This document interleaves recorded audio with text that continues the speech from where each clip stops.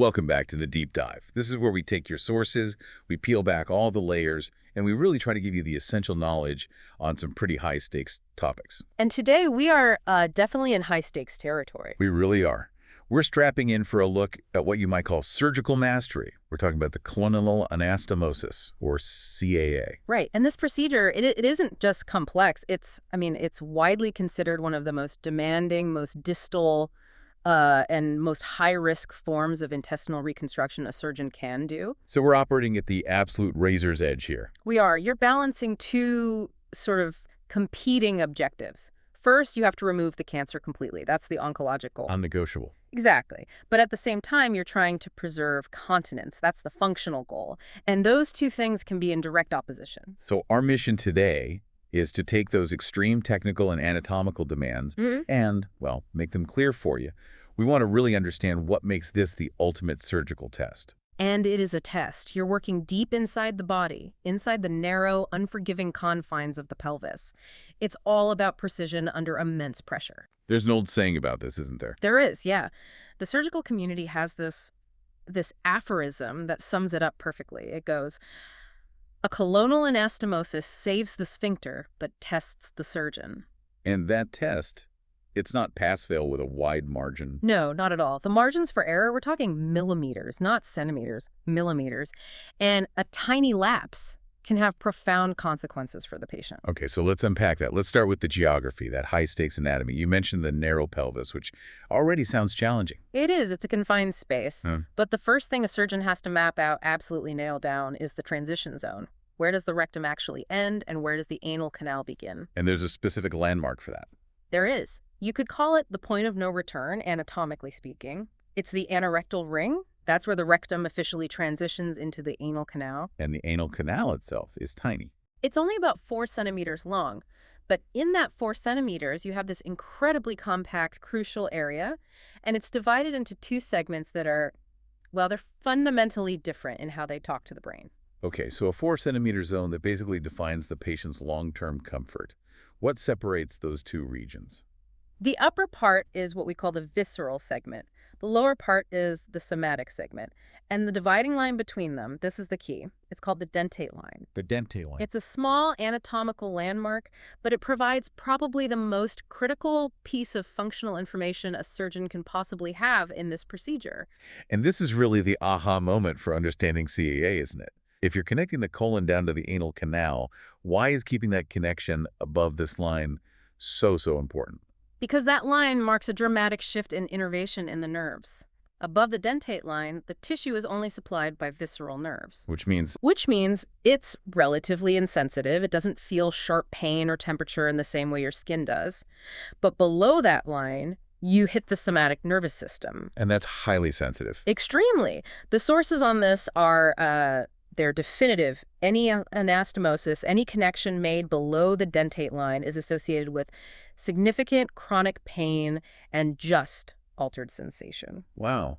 So you could successfully remove the cancer, but in the process, trade it for a lifetime of discomfort. You've traded one problem for another. That's why anatomical respect is everything. So that's comfort. Let's pivot to function. The ultimate goal, as you said, is preserving continence.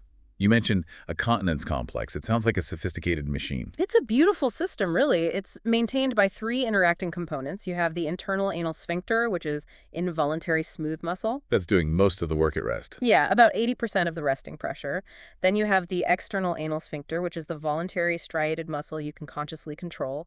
And finally, the puborectalis sling, which creates that critical angle. Okay, but here's where that oncologic requirement comes crashing in. The gold standard for removing low rectal cancer is something called total mesorectal excision, or TME. Right. How does that necessary wide-margin surgery threaten this really delicate sphincter machinery? Well, TME requires this meticulous dissection super deep in the pelvis, often right up against the fascia that covers the nerves. So the surgeon has to be aggressive in clearing the cancer. Of course. But they can never, ever compromise the sphincter's muscular or nervous integrity just to get that clearance, unless it's absolutely necessary. And at the same time, you're trying to preserve the pelvic autonomic nerves that control bladder and sexual function. They run perilously close to the whole area. That is an incredible balancing act.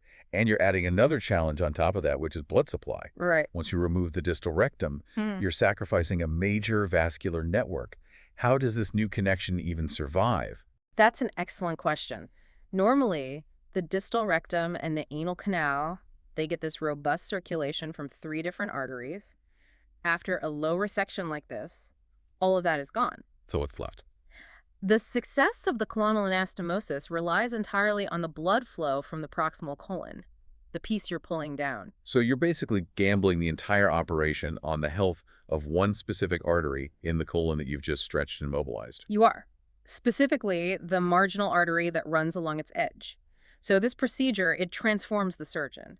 You're not just an anastomotic technician, you're an expert in vascular preservation. And if that colon doesn't look healthy when it gets down there? If it doesn't have good, bright red perfusion, the connection is compromised before you've even thrown the first stitch. The whole thing is doomed. Before we even get to the stitching, the literature is very clear on this. The most skillful choice a surgeon makes is often who they choose to operate on. 100%. We always start by confirming the primary indication, which is usually a very low rectal cancer where, sphincter preservation is actually oncologically feasible. But patient selection is key. This is where, as the sources say, judgment outweighs bravado. Exactly. You have to know when not to do it. So what takes this procedure off the table for a patient? Well, the contraindications, they're mostly based on the predicted functional outcome. We're talking about advanced age, not just years, but biological age, poor existing sphincter function at baseline, or, severe comorbidities that might just prevent healing. And there's a guiding principle for this from a pioneer in the field. Yes, from Richard Heald, the man who developed TME. And his insight was this: sphincter preservation is meaningful only if function is preserved. In other words, if we cure the cancer but leave the patient with a non-functional result, we have failed them. It's as simple as that. We failed. So that sets the moral boundary. Once a patient is selected, the source material gives us 4 essential, absolutely unforgiving principles. The laws of the lower pelvis, you could say. They are absolute surgical laws. And they're simple. First, the anastomosis must be absolutely tension-free. You can't pull the colon down and expect it to heal if it's under stress. Okay, no tension. What's second? Second, it must be well vascularized. That perfusion check we talked about is paramount. Third, it has to be precisely aligned. No kinking, no twisting of that segment you've pulled down. And fourth, it must be constructed under direct vision. You have to see what you're doing, which usually means working transanally with high magnification, no guesswork. And there's one rule that kind of underpins all 4 of these: the mandatory diversion. Yeah. A protective stoma. Yes, a temporary loop ileostomy. And in CAA, the sources argue it's an ironclad rule. It's not really optional. Why is it so much more necessary here compared to, say, a higher-up colorectal procedure? It's the location. It's the Achilles heel of the whole operation. It's deep, it's narrow, and it's surrounded by that delicate sphincter mechanism. A leak up higher, the body has some room to wall it off. A leak down here, It's a disaster. it almost certainly results in pelvic sepsis, a massive spreading infection. The dictum is severe. A diverting stoma is not optional in most cases. It is mandatory. Because failure to protect that connection. It invites pelvic sepsis and, crucially, permanent functional destruction. That stoma isn't just protecting the healing site, it's protecting the patient's entire long-term quality of life. Okay, let's move into the stepwise technique. Let's assume the TME is done, the rectum is divided just above that critical dentate line. The surgeon is now holding a segment of colon, and they have to get it all the way down to the anal canal without any tension. How? This is where the surgeon really earns their fee. To get that length, the colon has to be extensively mobilized, and that almost always requires what we call mobilizing the splenic flexion. That's the sharp bend of the colon, way up high by the spleen. Exactly. It's tucked up high in the abdomen. By taking down all the attachments there, you can free up just enough length to gently, carefully deliver the colon down to the anus without any pull. So a procedure in the deep pelvis actually starts way up in the upper abdomen. It has to.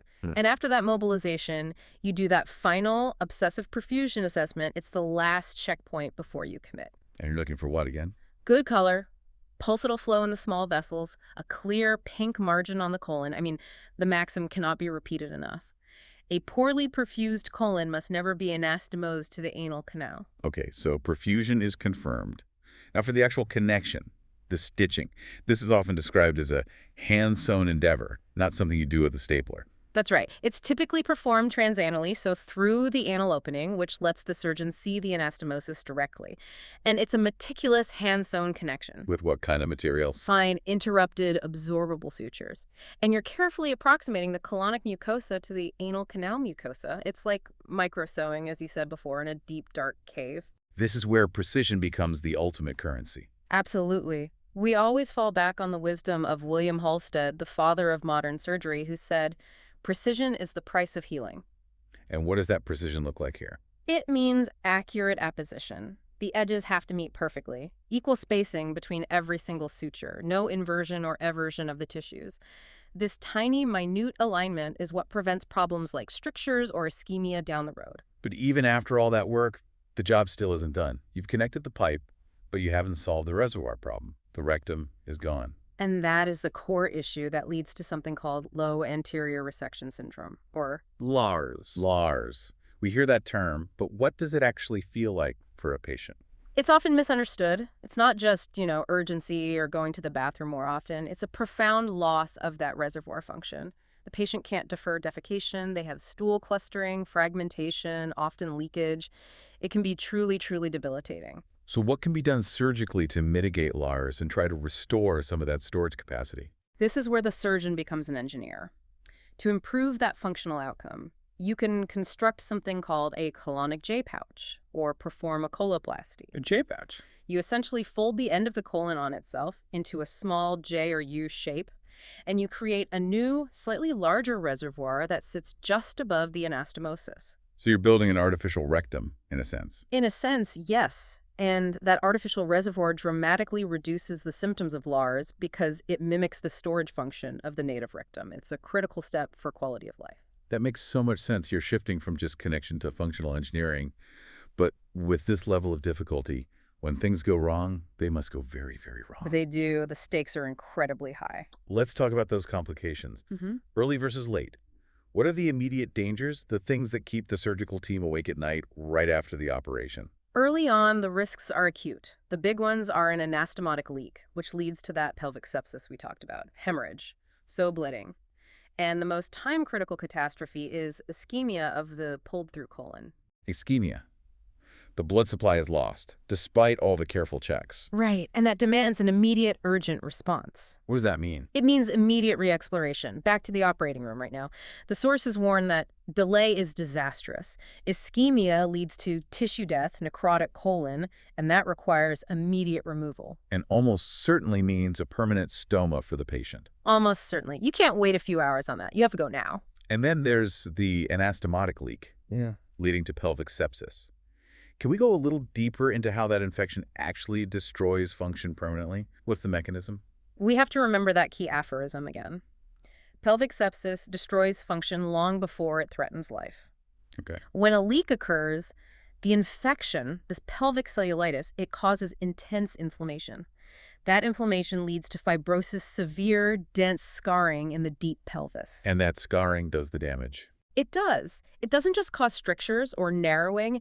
It actively damages the delicate sphincter muscles and the surrounding autonomic nerves.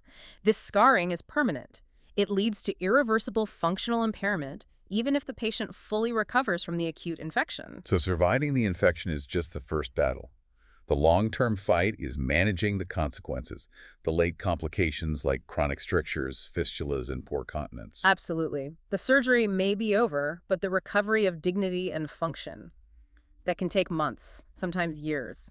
It's a long journey of pelvic floor rehab, biofeedback, rigorous dietary changes, and medications. This has been a really profound look into the apex of colorectal surgery. It truly is the ultimate expression of sphincter-preserving surgery. It is, but its success, it hinges less on some kind of dramatic technical virtuosity and more on, well, fundamental anatomical respect, rigorous patient selection, and maybe most importantly, restraint, humility. Knowing when not to proceed. Exactly. You have to know when the patient's existing function simply cannot sustain the procedure. And those four principles, Tension-free, vascularized, aligned, under vision. They're just unforgiving.